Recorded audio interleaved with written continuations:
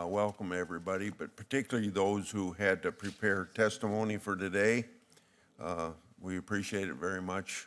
We probably don't appreciate all the work you got to go to, but we know that from experience, you put a lot of work into it. So thank you. I'll have my opening statement, and then our co-chairman, Senator Feinstein, will have her statement, and then we'll go to the introduction of each of you, and then take your testimony and Q&A. The emergence of fentanyl as a significant contributor to the opioid crisis has skyrocketed in prominence over the past few years. The National Institute of Drug Abuse estimates that the drug contributes to opioid overdose deaths 46% of the time in 2016. Last year, 60% involved fentanyl. That number has increased from only 14% just 8 years ago. Between 2014 and 2016, fentanyl-related overdose deaths increased nearly 600%. It is now involved in more deaths than prescription opioid or heroin. In Congress, we're looking at all the ways that we can fight the opioid epidemic. Just last week, the House passed H.R. 6, a massive bill aimed at addressing opioid crisis, which includes a number of bills that I shepherded through the Judiciary Committee. We're hopeful that the full Senate can vote on the bill soon and get it to the President's desk.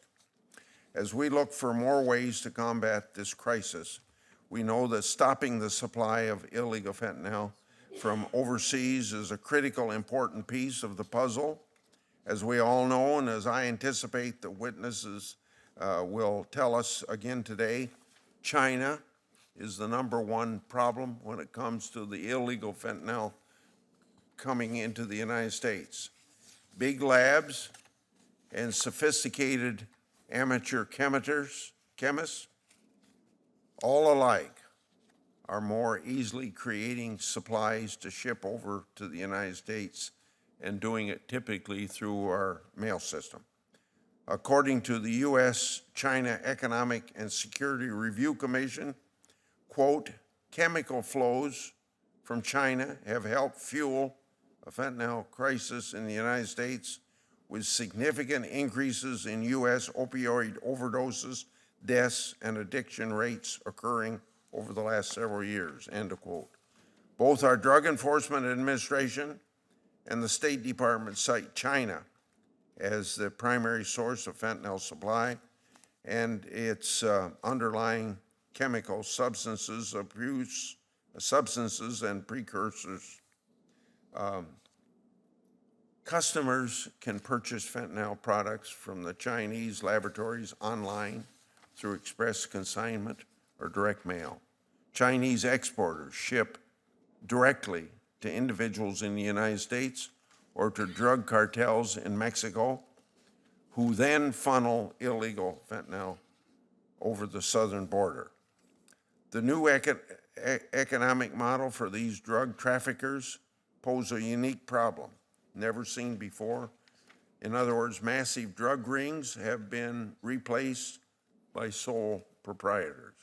A single individual with a computer, P.O. box, and a pill press can order fentanyl directly from China to his or her home.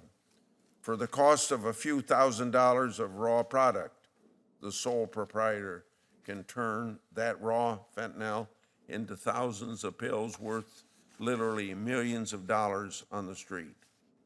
Making the problem even worse, dealers are using fentanyl as a cutting agent for other drugs, adding to their potency.